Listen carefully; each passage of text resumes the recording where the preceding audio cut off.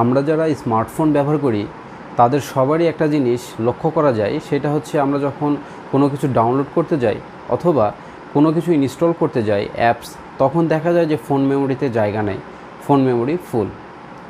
আজকে আমি আমার এই ভিডিওতে আপনাদেরকে ফোন মেমোরি কেন ফুল হয়ে যায় তার ডিটেলস এবং এর থেকে সমাধানের উপায় কী সেটা জানাবো। সো পুরো ভিডিওটি না টেনে দেখতে থাকুন। হ্যালো ভিউয়ার্স, আসসালামু আলাইকুম। আমি সজল আছি আপনাদের সাথে। আপনারা দেখছেন ইজি সলিউশন বাই সজল।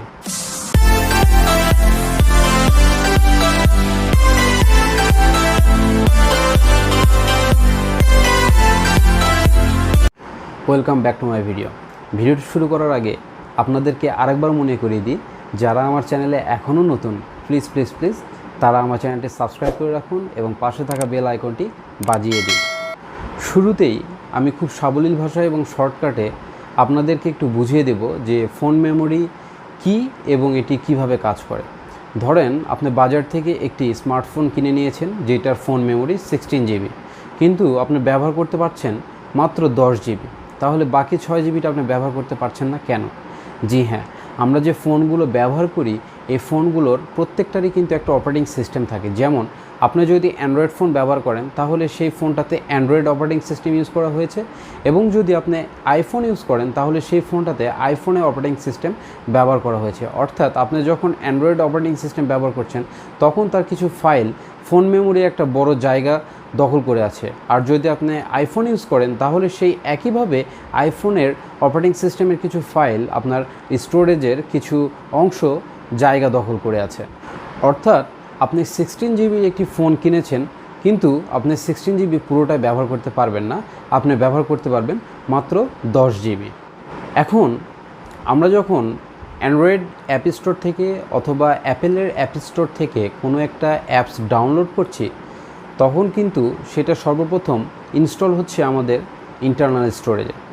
যদি এখন আমরা মনে করি যে কম স্টোরেজের একটা ফোন আমি বাজার থেকে কিনব এবং এক্সপেন্ডেবল মেমোরি হিসাবে আমি আরও 16 জিবি অথবা 32 জিবি মেমোরি ইউজ করতে পারবো, তাহলে দেখুন একটা জিনিস কি হবে, যে আপনি যে এক্সপেন্ডেবল হিসেবে 16 জিবি বা 32 জিবি মেমোরি ব্যবহার করছেন, আপনি কিন্তু সেইখানে কোনো অ্যাপস আপনি ইনস্টল করতে পারবেন না।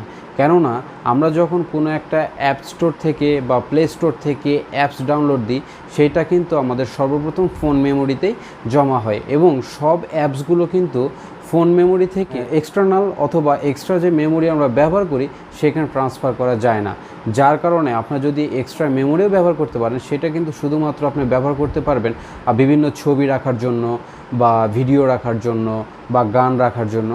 এখন আরেকটা জিনিস লক্ষ্য করে দেখুন, আমরা যখন নতুন ফোন কিনি তখন কিন্তু আমাদের প্রত্যেকটা অ্যাপ সাইজগুলো যেমন থাকে, 2-4-6 মাস ব্যবহারের পর সেই অ্যাপ সাইজগুলো কিন্তু একই রকম থাকে না।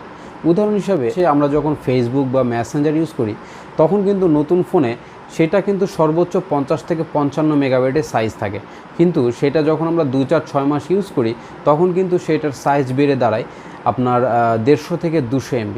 অর্থাৎ ডে বাই ডে আমাদের টেকনোলজি ডেভেলপ হচ্ছে এবং তার সঙ্গে সঙ্গে আমাদের সফটওয়্যারগুলোও কিন্তু বা অ্যাপসগুলোও কিন্তু ডেভেলপ হচ্ছে, যার কারণে এর সাইজগুলো বড় হচ্ছে। এবং আপনার ফোনের যদি ইন্টারনাল স্টোরেজ কম থাকে তাহলে কিন্তু সেইখানে সেই অ্যাপসগুলো আপনি খুব সহজে ব্যবহার করতে পারবেন না। আর যদি আপনার ফোনে ইন্টারনাল স্টোরেজ বড় হয় বা বেশি হয় তাহলে কিন্তু আপনি খুব ইজিলি সেইখানে আপডেট সফটওয়্যারগুলো ব্যবহার করতে পারবেন। এখন আরেকটা জিনিস লক্ষ্য করে দেখুন, সেটা হচ্ছে আমরা কিন্তু ফোনে অনেক আননেসেসারি অ্যাপস আমাদের ফোনে কিন্তু থেকে যায়, যেগুলো আমাদের কিন্তু কোনো ব্যবহার বা কাজে আসে না।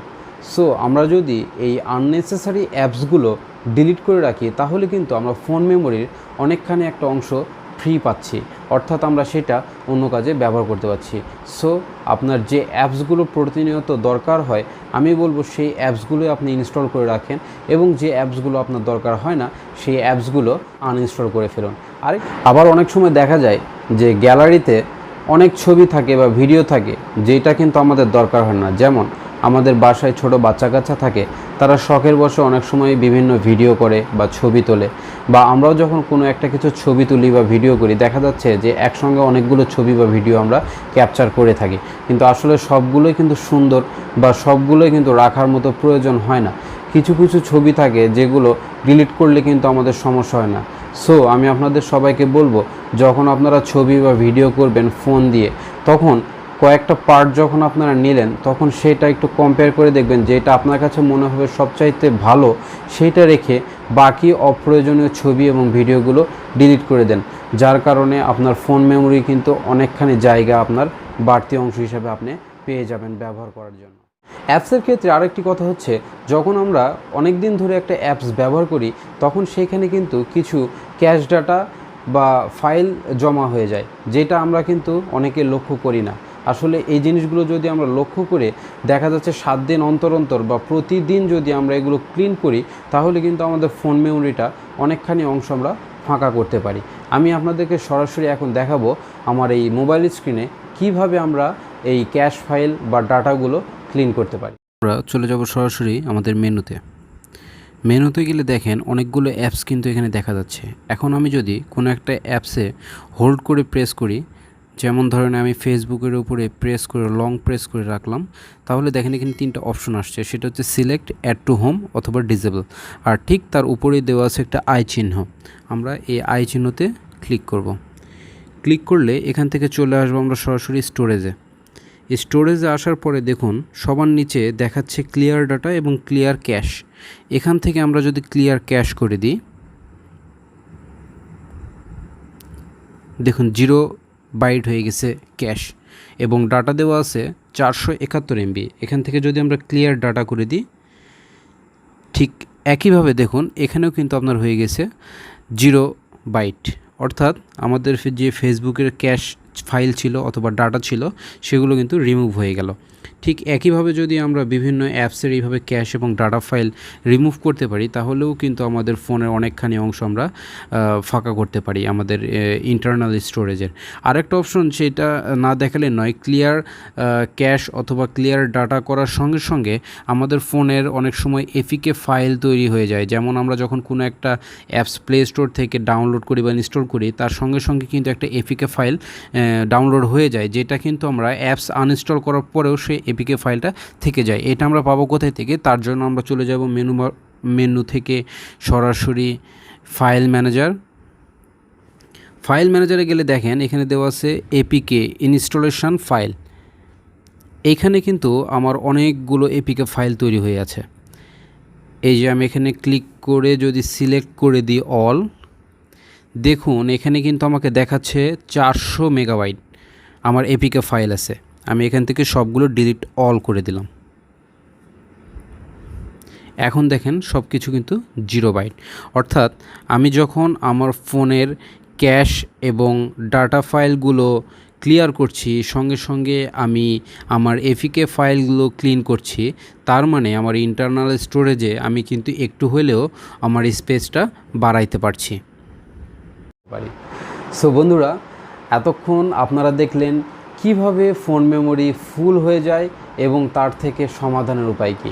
যদি আমার এই ভিডিওটি আপনাদের ভালো লেগে থাকে বা আমার এই ভিডিও দ্বারা আপনারা উপকৃত হয়ে থাকেন, তাহলে অবশ্যই একটি লাইক দিবেন এবং নিচের কমেন্ট বক্সে কমেন্টস করবেন যদি কোনো কিছু জানার থাকে, এবং সবার সাথে শেয়ার করবেন।